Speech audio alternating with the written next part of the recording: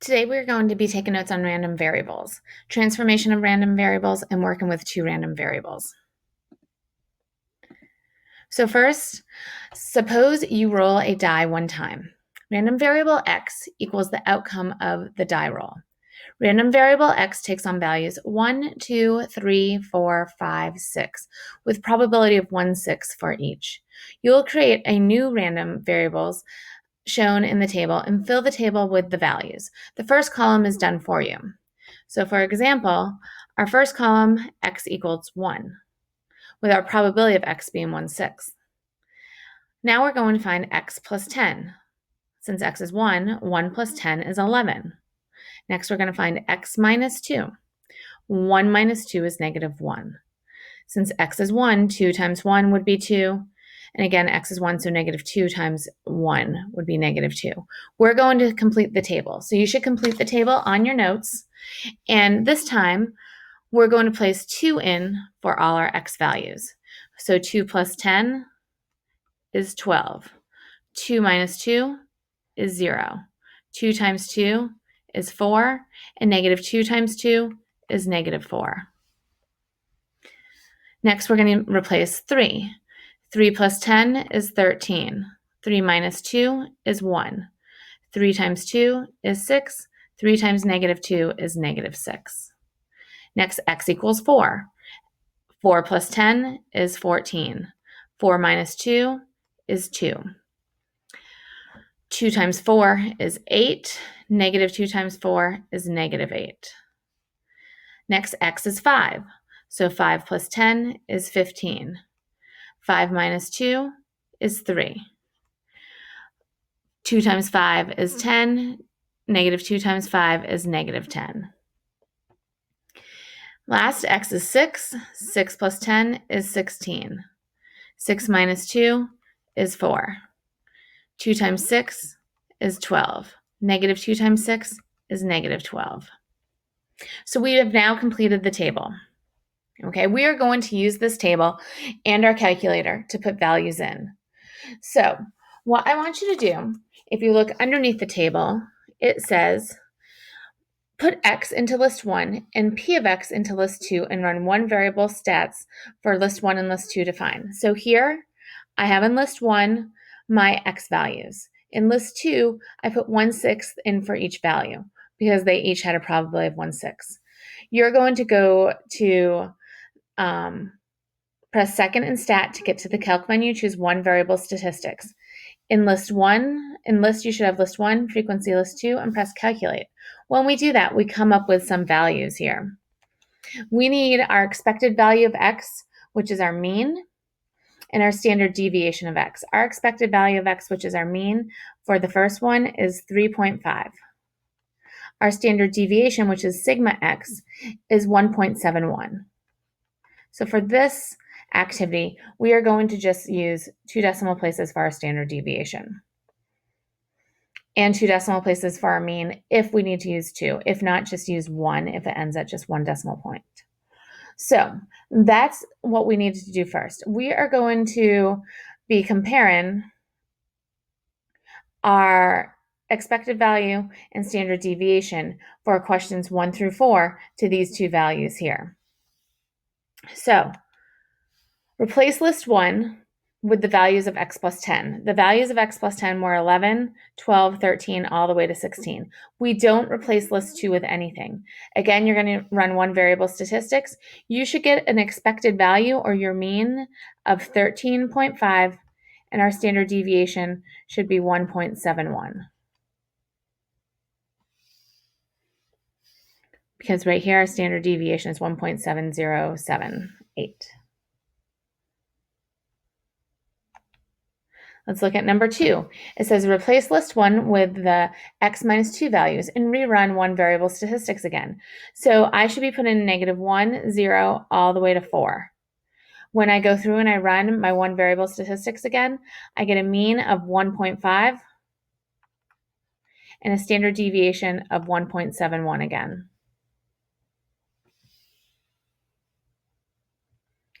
Number 3 says replace list 1 with the values of 2x. So 2, 4, 6, 8, 10, and 12 will go in list 1. We run our one variable statistics again. We get an expected value of 7, which is our mean, and our standard deviation is 3.42.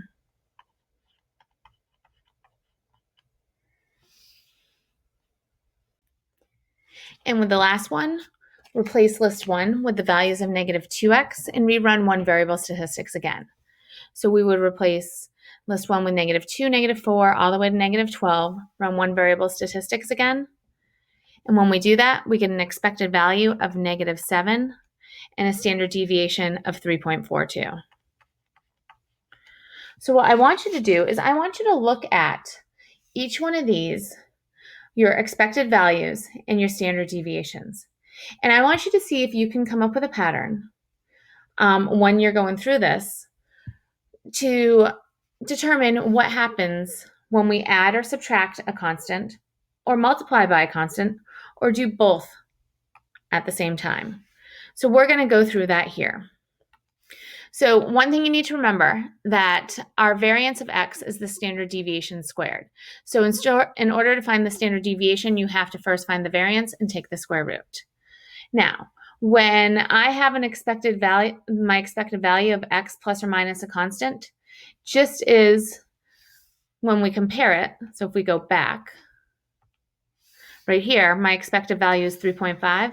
When I add or subtract a constant, my expected value is whatever I added or whatever I subtracted to my original expected value. So my expected value, it would be an expected value of x plus or minus c. Now you should have noticed that your standard deviation remained the same, therefore your variance would remain the same. So it'd just be the original variance of x and my original standard deviation of x. Now, what this means is the center is translated c units, but the spread stays the same.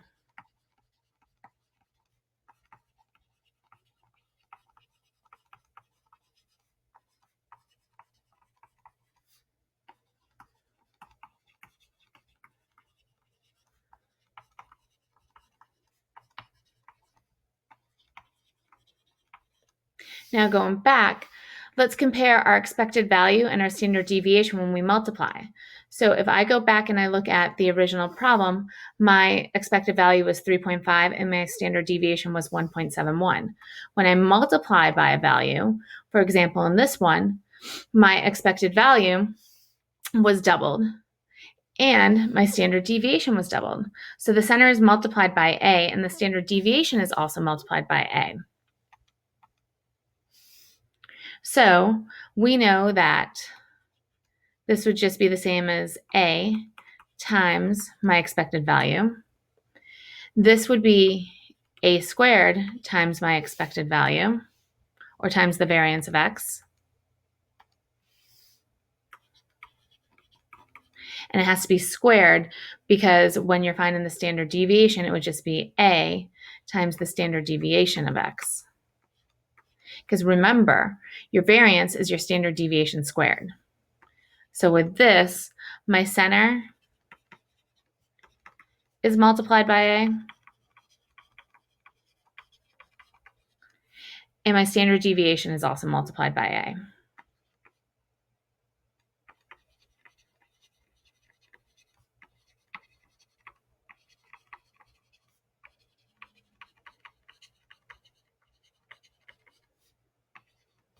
Now, when I do both, when I multiply x and plus or minus a constant of c, it would just be a times my expected value of x plus or minus that c.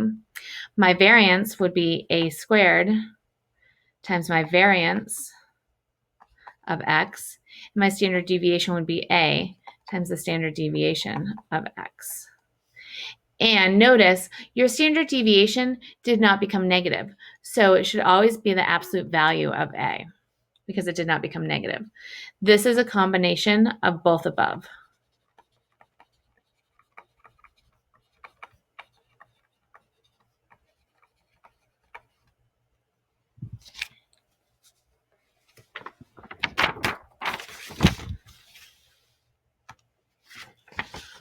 Okay, suppose we have two independent random variables x and y with the following distributions. X is 1, 2, and 3, and the probability of x is 0.2, 0.3, and 0.5. Y is 4, 5, and 6, and the probability of y is 0.7, 0.2, and 0.1. Notice my probabilities add up to 1. So what we need to do is we need to find the mean of x, variance of x, and standard deviation of x. Then we're going to do the same with y. And then we're going to create two new random variables. And we're going to find the distributions, the means, and the standard deviations of these using what we know. Okay, so the mean of x, all you would do is you take 1 times 0.2 and add it to 2 times 0.3 and add it to 3 times 0.5. So the mean of x would be 1 times 0.2 plus 2 times 0.3 plus 3 times 0.5, and that would give you 2.3. The variance of x, remember the formula for variance? It would be my value of 1 minus my mean of 2.3 squared times the probability of 2, plus 2 minus my 2.3 all squared times my probability of 0.3 plus 3 minus my 2.3 squared times my probability of 0.5. And that gives me 0.61. And then my standard deviation of x is the square root of my variance of x. So that would be the square root of 0.61, which equals 0.781. We now need to do the same thing for y. To find the mean of y, it would be 4 times 0.7 plus 5 times 0.2 plus 6 times 0.1. And that would give me 4.4. To find my variance, it would be 4 minus my mean, which is 4.4, all squared, times 0.7, plus 5 minus my mean, all squared, times 0.2, plus 6 minus my mean, all squared, times 0.1. And my variance would be 0.44. My standard deviation of y would be the square root of my variance of y, which would be the square root of 0.44, which would be 0.663.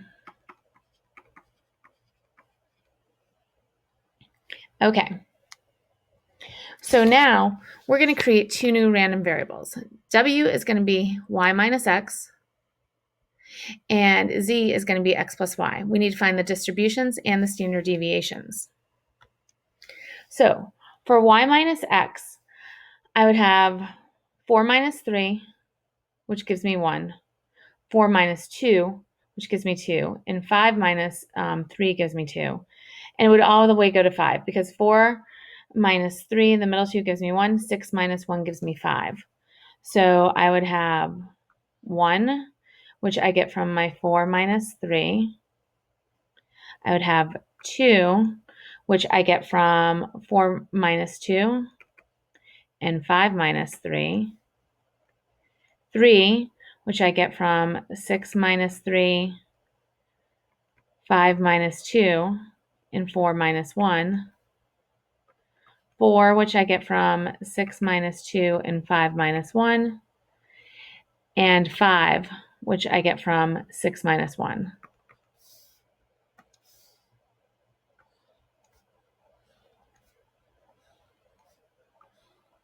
Now from here, I need to go ahead and find my distributions. To find P of W, it would just be the 4 minus 3. So 4 minus 3 would be here. So it would be 0.5 times 0.7 or 0.7 times 0.5. So this would be 0.7 times 0.5, which gives me 0.35.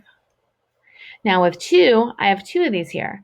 I have 4 minus 2, which is 0.7 times 0.3, plus the 5 minus 3, which is 0.2 times 0.5. and that equals 0.31. Now for 3, I would have 3 of them. I'd have 4 minus 1, and the 5 minus 2, and the 6 minus 3. So I'd have 0.7 times 0.2 plus 0.2 times 0.3 plus 0.1 times 0.5.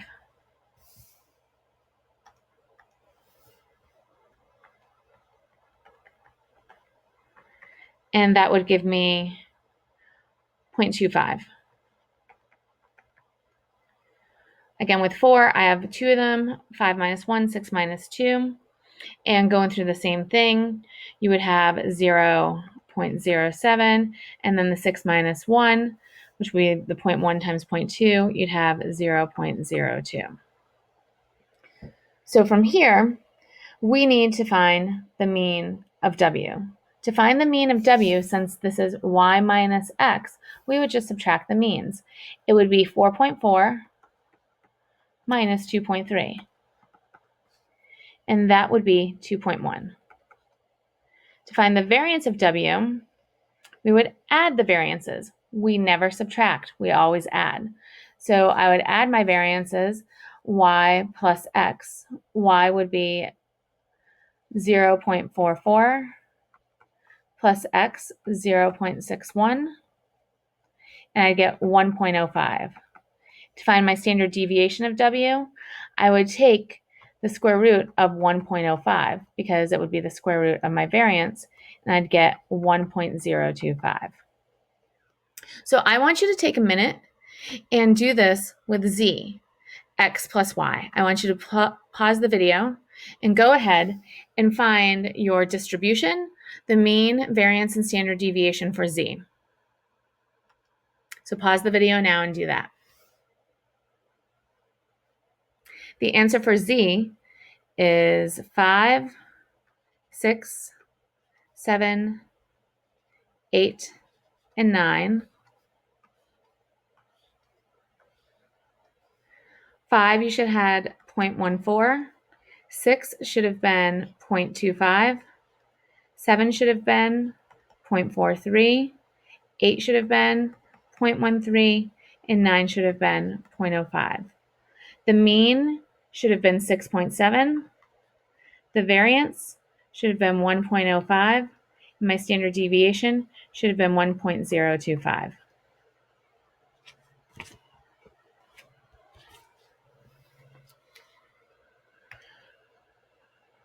So when working with two random variables, the expected value of x plus or minus y equals the expected value of x plus or minus the expected value of y. The mean of the sum or difference of two random variables is the sum or difference of the means. This rule doesn't seem unreasonable. This works regardless of whether the random variables x and y are independent of one another or not. If the random variables x and y are independent, so the key word here is independent of one another, the following will hold. The variance of x plus or minus y equals the variance of x plus the variance of y. Well, it may make sense for the variance of x plus y to equal the variance of x plus the variance of y. It might not make sense for the variance of x minus y to equal the sum of those variances. I'll give you graphical and numerical examples to help you with this. In addition, here's another way to see it. So you will see these graphical and numerical examples in the work that we do. But you could have the variance of a negative y, and you know that that will be positive because variance is squared. Okay? Also, never add standard deviations even if the random variables are independent. You can only add variances and only if the random variables are independent. So you need to remember that with your standard deviation, so your standard deviation of x plus or minus y, it's always the square root of the variance of x plus the variance of y. So you first need to find the variance and then square root that to find the standard deviation. Let's look at chapter 16, number 23. Random variables. Given independent random variables with means and standard deviations as shown, find the mean and standard deviation of the following. We're only going to do number 23, but if you would like more practice, I would highly suggest completing the problems 24 through 26 in chapter 16 for extra practice. So let's go ahead and do number 23 on the next page. We are going to be using this information here.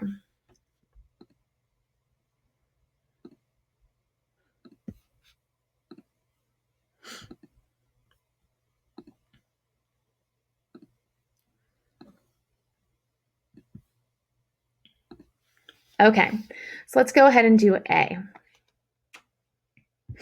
A is 3x. So we need to find the expected value of 3x, which is our mean. So that would be 3 times 10, which is 30. And then they want the standard deviation of 3x. And with the standard deviation, since it's multiplication, we just multiply them. So 3 times 2, which is 6. Now with B is y plus 6. Y plus 6. So my expected value of y plus 6 would be my mean, which is 20, plus 6, which equals 26. But my standard deviation of y plus 6, the standard deviation doesn't change. It would just be 5. So when you're adding, that center just moves left or right. It doesn't change how the data deviates from the mean. For C, my expected value of x plus y, all I'd have to do is add my means together. So 10 plus 20 equals 30. My standard deviation of x plus y, I would have to go ahead and find my variance first. So let's go ahead and find our variance of x plus y first. And our variance would be 2 squared plus 5 squared, which equals 29. And then you would just have to take the square root of 29 to find my standard deviation. For D, x minus y, my expected value of x minus y, I would just subtract 10 minus 20 to get negative 10. My standard deviation of x minus y, I first would have to find my variance of x minus y.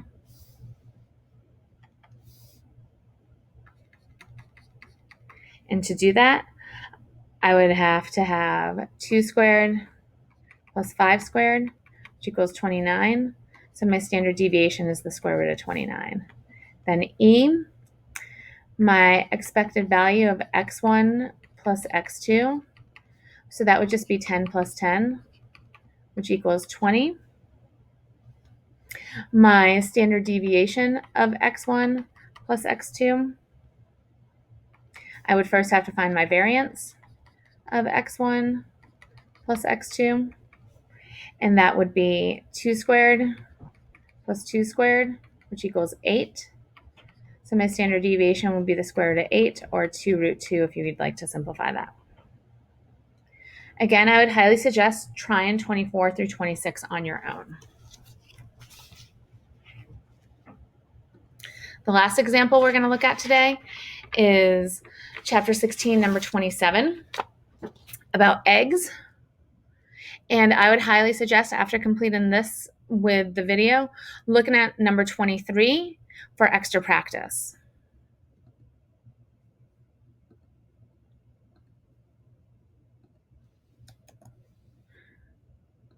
So let's get the rest of the problem. So this one is about eggs at the grocery store. So it says a grocery supplier believes that in a dozen eggs, the mean number of broken ones is 0.6 with a standard deviation of 0.5 eggs. You buy 3 dozen eggs without checking them. A, how many broken eggs do you expect to get? B, what's the standard deviation? And C, what assumptions did you make about the eggs in order to answer this question? So let's start with A. With A, we need to find the mean, and that's the expected value of the number of eggs broken in 3 dozen. Well, if this is 1 dozen, that would mean we're multiplying the mean by 3 because it's 3 dozen. So 3 times 0.6, and I get 1.8 eggs would be broken. B, my standard deviation in 3 dozen eggs would mean I'd have to add the standard deviation 3 times. So it would be, I'd have to find the variance first, which would be 0.5 squared plus 0.5 squared plus 0.5 squared, because the variance for 1 is 0.5 squared. And since I have 3 dozen, I'd have to add it together 3 times. And that would be about 0.87. And then C, what assumptions did I make about the eggs in order to answer the question? Each carton of eggs must be independent.